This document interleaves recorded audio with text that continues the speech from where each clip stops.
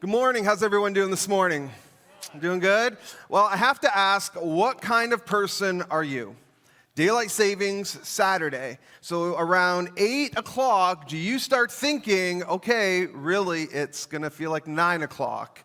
And start adjusting your schedule, what time you go to bed. So like, you know what, if I need 8 hours sleep, then I'm going to make sure to go to bed an hour earlier. Or you're just like, you know what, it's just one day a year. I'm just going to, who adjusts their schedule on Saturday night for daylight savings so you can? I'm one of those people. I like my sleep, and I tend to get up pretty early. So I'm like, you know what, last night I was like, you know what, it's 8:30, but really it's 9:30. So I need to be starting to get ready for bed. Or who are you just like, you know what, I just lose an hour of sleep and I'll deal with it. Like, just like, whatever, it's once a year. Well, we are in the middle of a brand new series called Oil Change, and I believe that every single one of us needs some fresh oil from the Lord, amen? A fresh anointing, right? That we want to, just as that song said, as Katie sang, draw us a little closer. Man, I need to be drawn a little bit closer to Him. And so next week, we want to invite you, man, you are going to be here. Pastor Susie is going to be preaching on how we are anointed for action. God has called you, appointed you, has a plan and purpose for your life, but you are anointed to take action. And then I'm going to be concluding this series in 2 weeks. We're going to have a very special anointing service. It's going to be phenomenal. You're not going to want to miss it. I'm going to be preaching on how David was anointed 3 different times, what those anointings meant to him, and how we can apply them to our life. Today, I'm going to be speaking on how God has a very personal anointing for you, a personal calling, a personal anointing. Now, for those of you that have ventured out into trying or attempting, or maybe you do it on a regular basis, changing your own oil. And I don't know you, but I remember the first time that I decided I was going to be a man and attempt to change my oil. And I walked into the store, and this is what I was faced with. I'm like, there's like a million different brands, kinds, and I'm like, I'm just not mechanically inclined at all. And so I'm like, oh my goodness. And it can be overwhelming when you don't know what you're doing. And I barely know what I'm doing now. And so it's funny, earlier this week, I was texting with Tristan, who serves in our media team, and he's a mechanic, and he helped me out. But I was like, hey, let me ask you, what would happen if you accidentally put the wrong oil in your car or in your engine? And he texts me back, LOL, did you put the wrong oil in your truck? I'm like, no. I'm just curious what would happen. And he's like, well, depending on the weight and different, maybe not a whole lot. But if you get too far off, there are certain oils that if you put it in, like it could really damage your truck. And so I'm like, all right. And so there's specific, your car, your truck, your vehicle has a specific type of oil that it says. And maybe it is, like this says 5W30 or 10W40, whatever it is, your truck calls for a certain kind of oil, and it's specific to your vehicle. And I want you to know today that God has a certain anointing for you, specific for your life. And so I want to jump in, and we are going to be in Exodus chapter 33 today. Exodus chapter 33. And so I kind of want to give you a little bit of background so you know what has already happened up until this point, because it's important. And so here, we're going to kind of back up to Exodus chapter 19. And in Exodus chapter 19, if you remember, Moses has led the Israelites out of Egypt, all right? They've crossed the Red Sea, they've fled Egypt, and they come up to Mount Sinai. And Mount Sinai, Moses goes to the mountain and speaks with the Lord. The Lord says to Moses, okay, are you going to obey me, keep my commandments? You are a treasured nation, I've called you. And Moses is like, okay, well, I need to go check with the Israelites. So he goes down the mountain, talks to the Israelites, and they're like, yes, we'll do it.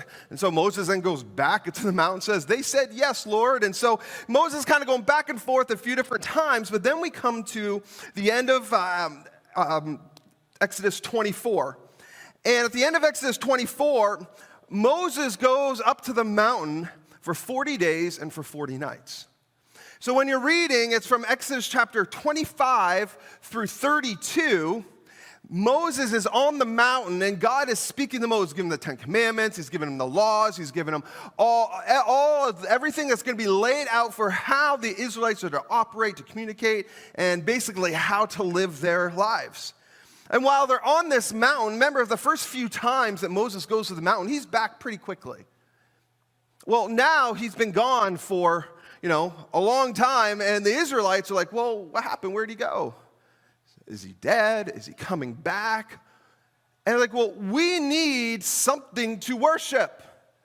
They get this idea that we need something physical to be here so that we can worship it. Aaron says he collects all the gold, and they build this golden calf. This golden calf, and they decide that we're going to worship this golden calf. So, and that happens, Exodus chapter 32, and God sees what's going on and talks to Moses, hey, you better get down there.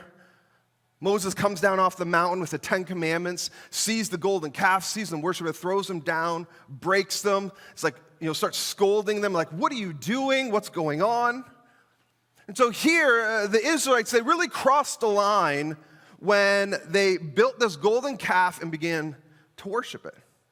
Sin had entered into the camp. All right, sin had entered into the Israelite camp. And when you hear kind of, how the Israelites, they fled Egypt, they had, like you just said, they fled, there was a camp. And maybe you're picturing, 30, 40, 50 tents and, several hundred or maybe even 1,000 people. This camp had 2.5 million people in it. So this is like this is a large city. So there's like tents, and this is huge camp. All right, and so Moses is trying to lead this massive amount of people because Moses let the Israelites know, listen, God and sin, they cannot coexist. God and sin, they can't coexist. It can't happen. So once sin entered the camp, we're going to pick up reading in Exodus chapter 33, verse 7. And it says this. It says, now Moses used to take a tent and pitch it outside the camp, some distance away, calling it the tent of meeting. Who here has been camping before? Like real camp, like the tent, not a motorhome, not a trailer, not a cottage, like in an actual tent. And that was a lot of my upbringing. That was our vacations in the summer. We would go camping. I grew up in northern Ontario on the Georgian Bay that's attached to Lake Huron. We'd go out to an island and camp. But man, I can remember if there's ever something that could really test the resolve of a marriage, it's putting up a tent. Let me tell you, putting up a tent back in the 90s, there was like a million pieces. So I told Susie, I need a tent. I need a tent for an illustration. And this is what she got. I'm like, what in the world is this? I'm like, this is not the tent that I remember having to help my dad put up. You had like a million of these little round aluminum steel pieces and putting pegs and, not knowing which way the tent goes. And, the instructions were lost like day 2 of owning the tent. So those were long gone. But this is what she came up with. And I'm like, oh, all right. And so I unzipped the tent. I'm like, this is going to be interesting. I've never seen a tent circular. And so I open it up and I'm like, well, how does this work? And all of a sudden I'm like, man, this thing, I'm like,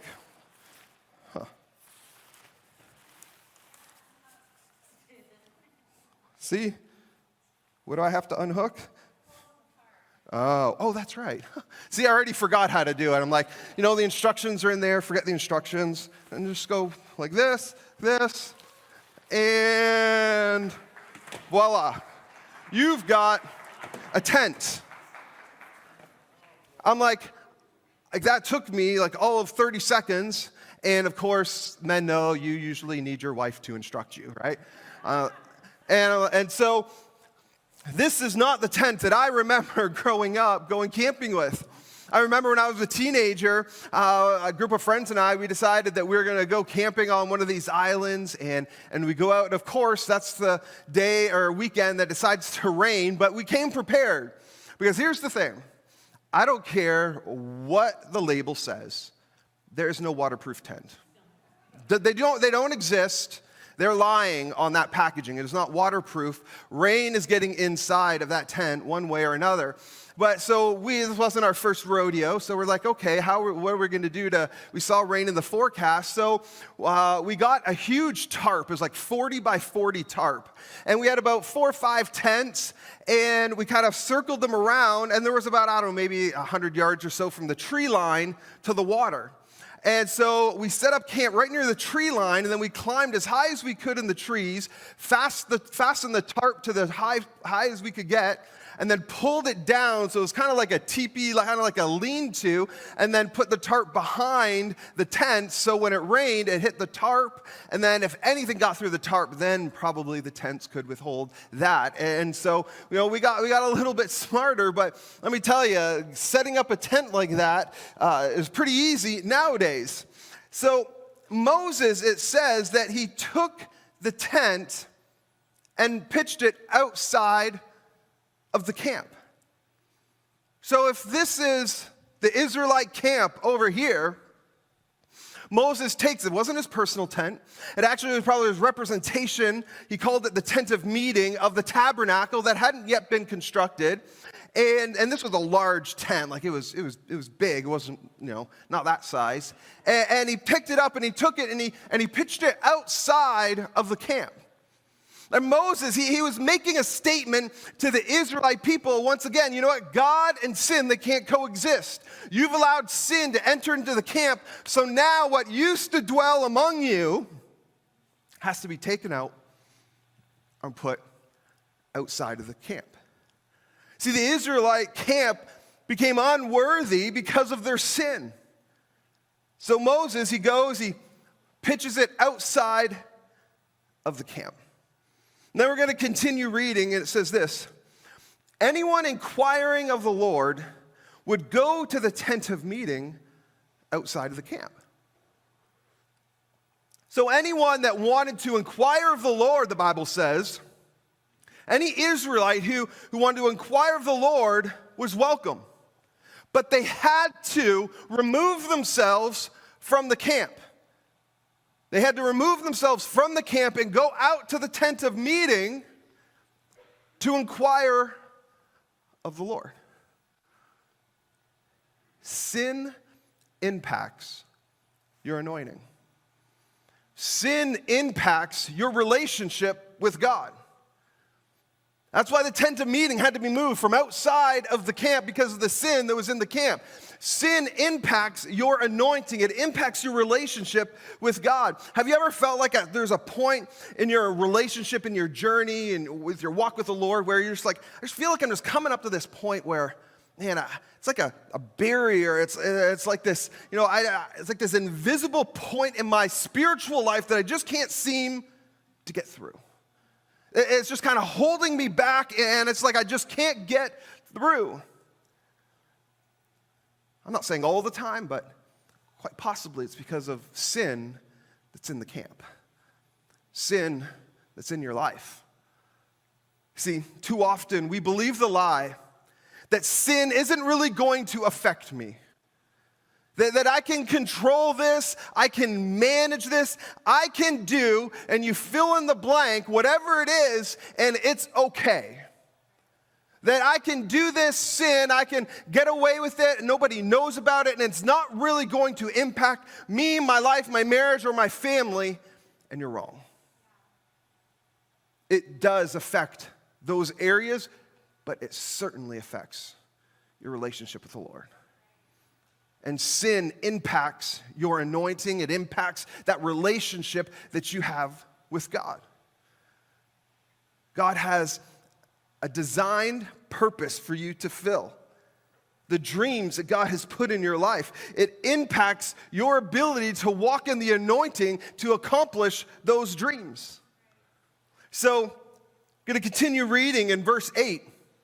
In verse 8 we read, it says, "And whenever Moses went out to the tent, all the people rose and stood at the entrances to their tents, watching Moses until he entered the tent."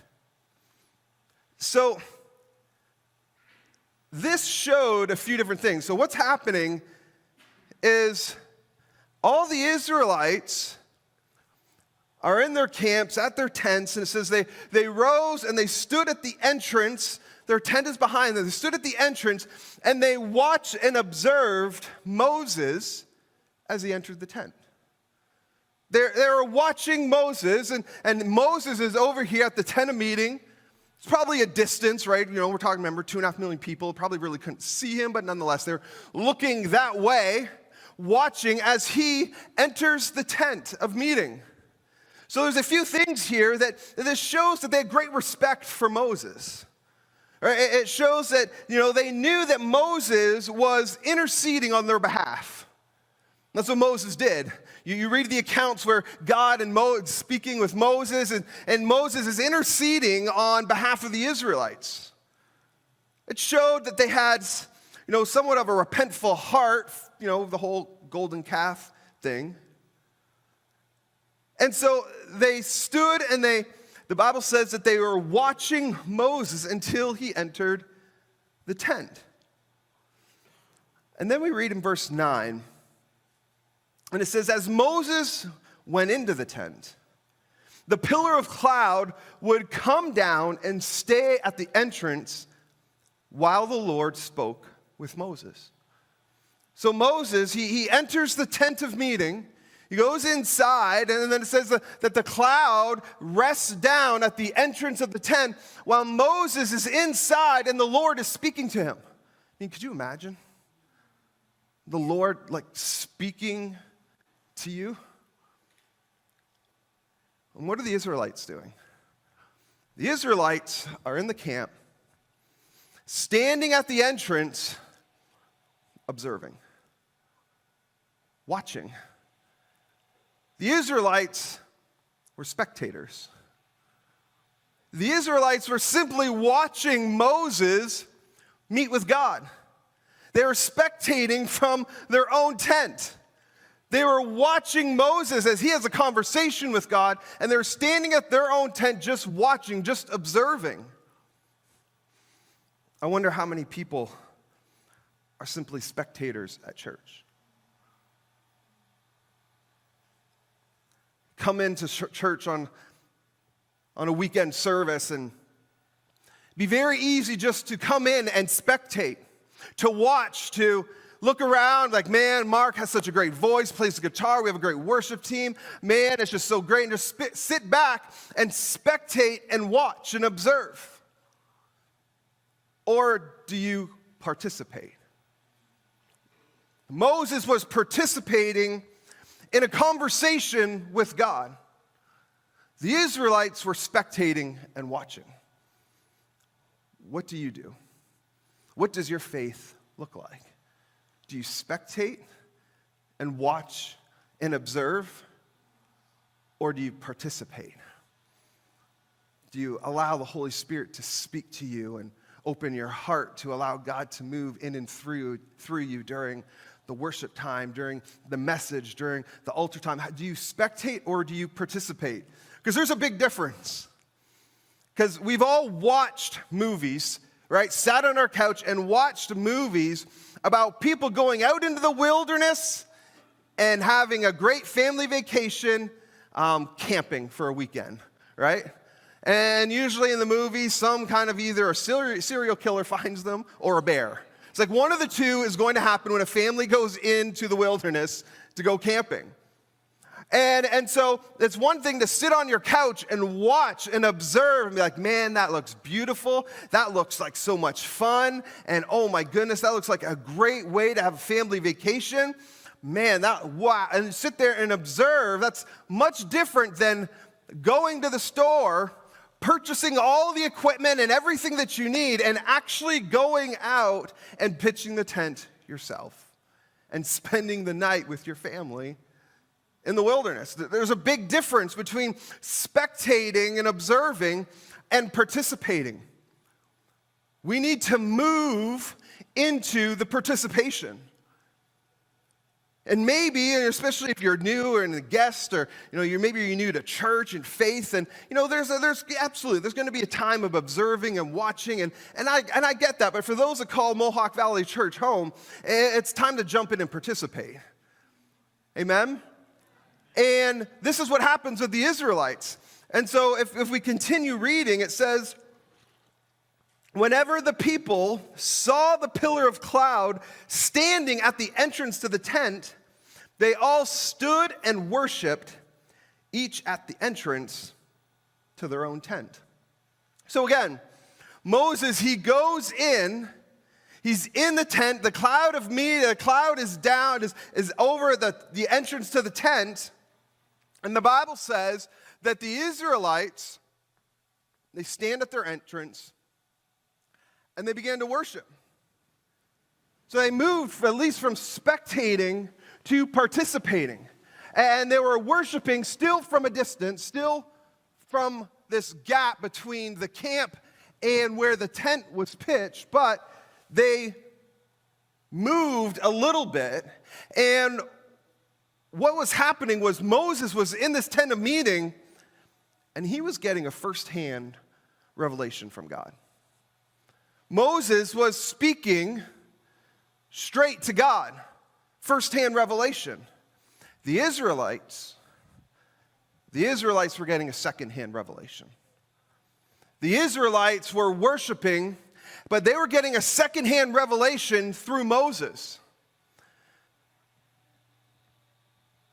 Secondhand revelation are needed, they're important. There's a time and a place for it. But could you imagine my relationship with my wife, Susie, and every time I wanted to communicate with her, I did it through Mark? It's like, Mark, can you let Susie know to meet me here for dinner? Hey, Mark, can you let Susie know that this needs to happen with the kids? And so, now I might get away with it once or twice, but after about a day, she'd be like, what in the world is going on here? Like, this is not any kind of marriage. This isn't any kind of relationship if I'm simply communicating with you through somebody else. It's a secondhand communication. Moses was getting the firsthand communication to God. The Israelites were getting everything secondhand. And like I said, there's a time and a place and a purpose for the secondhand. Like church, that's just a secondhand communication, a secondhand revelation. God speaks to the pastor preaches the word. It's secondhand, it's needed, it's good, there's time, and there's a place. Maybe you've gotten spiritual counsel from a pastor or a leader. Or maybe you've had somebody prophesy over you. God speaks to the prophet prophesies over you. That is secondhand communication, secondhand revelation. There's a time and there's a place for it. But here's the thing, you can't live off a secondhand revelation. You cannot live off of everything that you get on a weekend service. That's not it. That's not the way the relationship that God wants with you is set up. God's like, no, I want a personal relationship with you. I want you to speak to me tomorrow morning. That would be good. I would like for you to kind of talk to me throughout the week. I want a personal relationship with you. God has a personal, custom-made anointing and relationship that he wants with every single person. Every single one. And that's what happened when we had communion last week. And communion is remembering what Jesus did on the cross. And if you'd read through the accounts of the apostles, you'll see that when Jesus was on the cross, that the veil of the temple was torn in two. And it separated the inner holy of holies, where only the high priest could go and talk to God, to everybody else. And God was signifying that veil being torn is, you know what, now everyone has access. Everyone has access now to me. But I wonder how many people forfeit that access. How many people live off of secondhand revelation. Genesis chapter 33, verse 11 says this: "The Lord would speak to Moses face to face as one speaks to a friend." Man, I don't know about you, but that's what I want. Given the choice between what Moses had with God, firsthand communication, like speaking face to face, and what the Israelites had, secondhand, man, I want the firsthand. I want that personal relationship, and guess what? God wants it too. God wants that personal, intimate relationship with you. God has a personal, specific, custom-tailored anointing for your life. If you were in the market to buy a vehicle, you could very easily go in and get kind of a very basic model, say a truck, and, just whatever it comes with, okay. And they mass produce them, like hundreds of thousands of vehicles. You walk into almost any dealer in really the country and walk out with one. They have them all over the country. But if you walked in and you said, you know what, I like that, but I want something lifted. Let's lift it, and then once you lift it, hey, we want to add some bigger tires to it. And when we got the bigger tires, speaking of a sound system, let's go ahead and upgrade it, the sound to the Bose sound system. Like, I want people to hear me coming about, a couple blocks away. Speaking of hearing me, let's add a better muffler. Let's really make it rumble. And I want this thing to look like a monster truck. This is like my dream truck right here. And it's just this massive, and add some lights, and let's just go all out, and man, this would, but you're not going to walk in and find 100,000 of those vehicles. It would have to be custom tailored to me, because I went in and said, know what, I want this, I want that. Here's some aftermarket stuff that, Ford doesn't even do, so we're going to have to call in, and it's going to take some time. But we don't mass produce these. God has a tailor-made, custom-made anointing for your life. And it's custom to you, to your giftings, to your talents, to your calling, to your personality. God just can't take the anointing that he has on your life and you're squandering, I'm going to pick it up and I'm going to put it over here. No, it was custom made for you. Your gifts, your talents. God has dreams and desires and plan and a purpose that he created when he knit you together in your mother's womb. And that's the kind of relationship that God desires with every single one of us. He wants a personal relationship with you. So we started reading in Genesis chapter 33, verse 7. But now I actually want to go back a few verses. And we're going to go back to verse 3. And so remember what's happening here is Moses is... this is coming off of the whole golden calf. They built the golden calf. And so God actually on the mountain, when the Israelites built the calf, started worshiping, God was like, I see what they're doing, and we're going to wipe them off the map. We're going to completely wipe out Israel, and we're going to start over Israelite Nation 2.0. And Moses has this, conversation with God. It's like, you know what? Is there a way that we could not do that? And so we read in Genesis 33, verse 3, it says this: "Go to the land flowing with milk and honey, but I will not go with you, because you are stiff-necked people, and I might destroy you on the way." You can go. So the land flowing with milk and honey, this is the promised land. It's the reason that God freed the Israelites out of Egypt to take them and plant them in the promised land, this land flowing with milk and honey. And God says to Moses, you know what? You go ahead, you can go to the promised land, but I'm not going with you. Essentially, God was saying, you can have my blessing, but not my presence. You can have my blessing of the promised land, but you're not going to have my presence. No. You forfeited that. You've allowed sin to enter into the camp. Do you know that there are people and that it is possible for you to inherit some, not all, some of the blessings that God has without his presence? It's possible. I mean, you apply the principles in this book, and there's principles, this is the Bible, right? There's principles in God's word that when applied, that there are blessings that come with it. They have nothing to do, some of them, with an actual relationship with God, like with money. It's like, it's this principle that when you give, you will receive. And so you can tithe money to the church. You can build homes for the poor. You can feed the hungry, clothe the naked, give water to someone thirsty. And there is a blessing that comes along with that. And those blessings you can receive without his presence.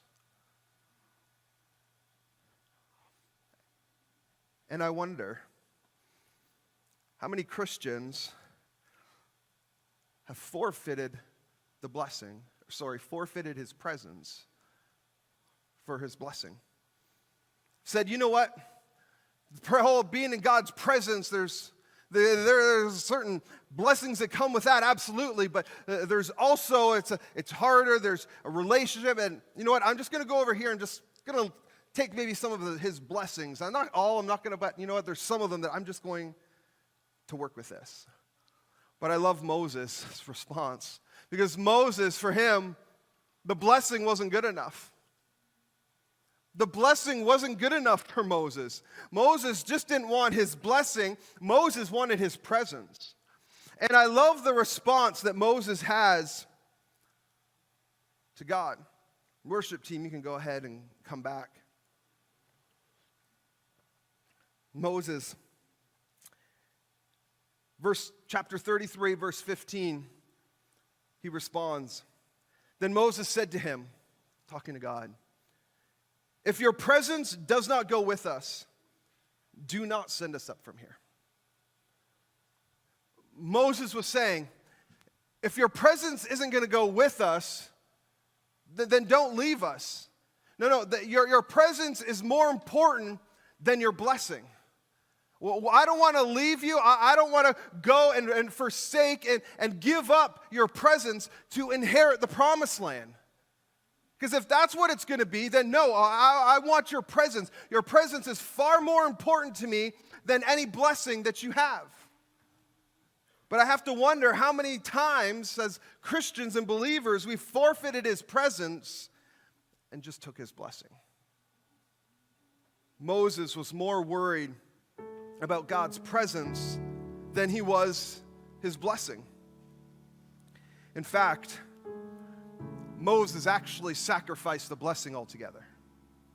Because if you continue reading through Exodus, Leviticus, Numbers, Deuteronomy, at the end of Deuteronomy and the beginning of Joshua, you actually see that Moses never steps foot in the promised land.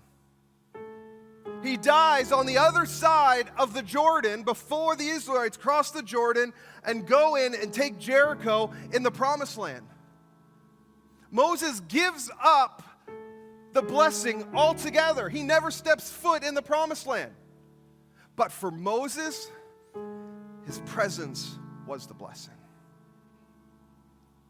His presence was the blessing. Moses knew, I can't live my life without the blessing. Without his presence. I can't live my life without his presence.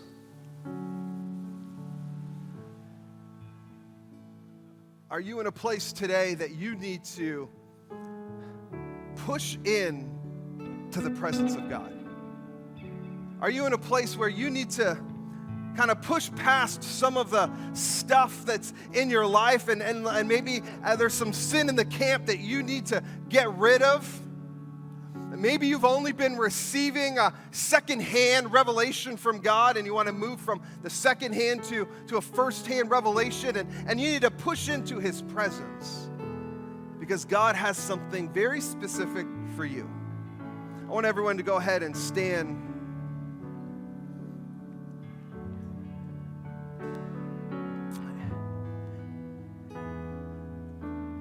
I want everyone to go ahead and bow your head and close your eyes. And if you're here today and you say, Pastor, I've got some sin in the camp. I've got some sin in my life, and I need to let go of some of it. All of it, actually. I need to let go of this sin that I've been holding on to. With every head bowed and every eye closed, if that's you, I just want you to slip your hand up. Say, you know what, that's me. I need to man, there's some sin in the camp. Amen. Hands going up all over this place. You go ahead and put your hands down. Or are you here and you say, you know what, man, I need to press into his presence. His presence needs to be more important in my life than his blessing. If that's you, I want you to go slip your hand up. Say, I just need to press into his presence. Amen. Prayer team, I want you to go ahead and come forward. If you raised your hand for either of those, there's some sin in the camp, or you need to press into his presence, I want you to slip out of your seat, and I want you to come and find a prayer partner to pray with you. Maybe you just need to come and kneel at the altar, find a place to worship. Whatever it is, we want you to just push into the presence of God, because his presence is far more important than his blessing. It's not an either or, but man, I want to make sure that God's presence is the most important thing in my life. So whatever you might be struggling with, whatever it is, man, we want to pray with you, believe with you. All right, so let's go ahead and sing this song together, and we'll be back to close in just a minute.